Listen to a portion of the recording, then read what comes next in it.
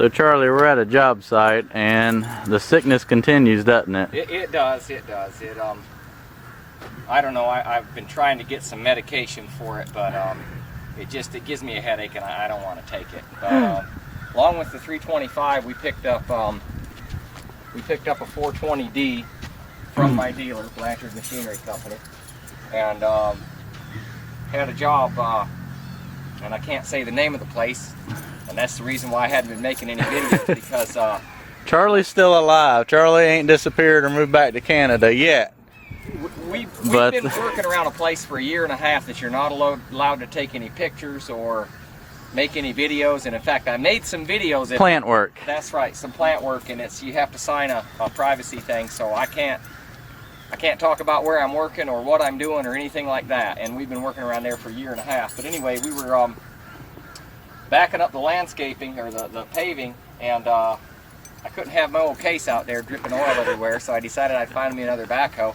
And I looked on a Thursday and ended up picking this up on a Friday. This is a 2004 420D, and it had 5,800 hours on it. Four-wheel drive cab with air, hydraulic thumb, 4-in-1 bucket. I put the fold-down forks on it, and it was an ex-railroad machine. So I think 5,000 of the 5,800 hours had an operator sleeping on the side of the railroad tracks, because it doesn't have any wear on it. And it's in, as far as I'm concerned, it's in good shape. We've been real pleased with it. And because it had 5,800 hours, we bought it at a bargain. Yeah.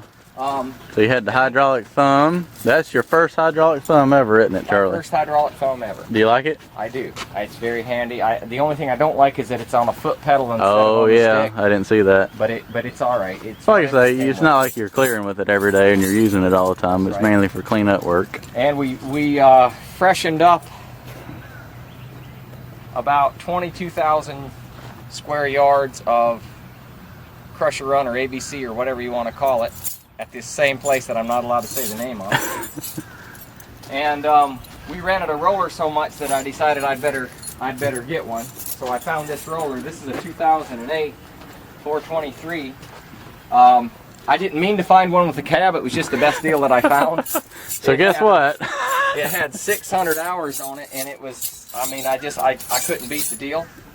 The only thing I don't like about it is when it rains a 1/4 inch, you get 2 inches of rain inside. I guess the vibration, all the gasketing and stuff, and then the inside of the cab smells like wet feet. But we're working on, Cat said that they would go ahead and reseal the cab, and I'm gonna make a cover for the top of it. I mean, because truly in the wintertime, the roller is the coldest thing to run. We had a job that I can talk about in High Point, North Carolina at Fastenal. And my fellas froze to death out there on the rollers packing dirt in the snow in the snow. Yeah. So they would have loved to have this. I don't know if they've seen the D5 or not, but you have this set up for TopCon, correct? Yeah. I've had the D5 for a couple of years, but this year we bought a auto grade system and put it on. It runs off a laser. It's totally automatic once you get it in the cut. You click it over and it takes over main slope and height, and it's got a tracker jack on it, which is I can adjust my blade height from inside the cab. So if I'm spreading stone, I know what my grade is because I've already checked it. I'll roll it up a tenth, and I'll spread my stone, and then I'll roll it twice. And it should be about grade. And then come back and you roll it back down, and you clip it and roll it and check it, and clip it and roll it and check it until you get it right on, and then you zero it out, and then you can grade your pad. We just, and I'm guessing I can say this, they didn't tell us we couldn't, but we just finished up a job at Pioneer Seed.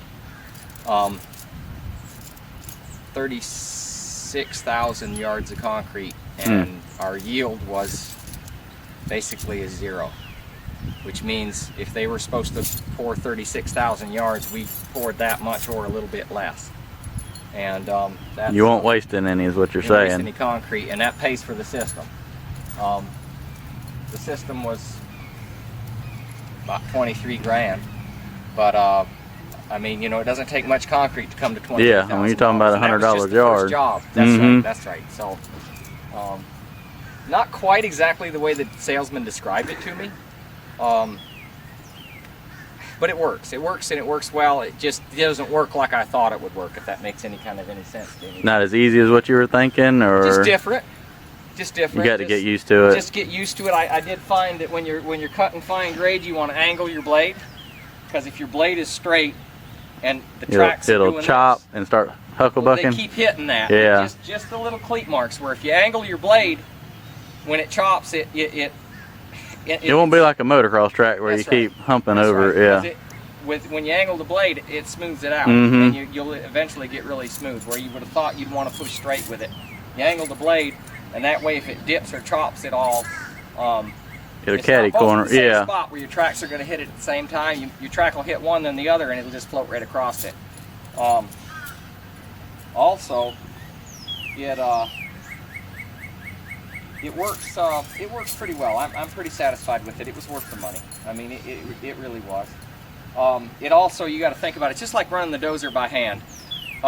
If you're coming off a cut going into another one, you've got to slow down and give the dozer time to catch up to it, just like you would. You know, you're not going to run just straight off into a cut and pull the handle and bring the blade up, because it won't do it fast enough. And you got to do the same thing. You got to give that automatic system time to bring the blade up. So you're still feeling with the seat of your pants, and you're still watching what you're doing, and you're anticipating what that dozer is going to do. Because if you don't, then the blade's going to hunt. It's going to try to catch up, and then it just won't work. You know, you still got to run it just like you got to operate it just like you're doing it yourself. Because even though it's an automatic system, you know, the dozer, you're limited by your capabilities of the dozer. But anyway, there's all from a nice climate-controlled cab now, correct? That's right. We're trying not to get anything else without cabs. Life is good, isn't it? Yes, it is. Life is getting better. It is. Because, hey, just remember, y'all started somewhere, right? Yeah. Yeah. What we got in the woods over there? 225? 225, yeah. Still getting it done, though, isn't it? It cleared most all of this 2 acres and loaded it in trucks and hauled it all. How many hours you got on it now? I don't know. 20,000? Probably. Let's go over there and find out real quick.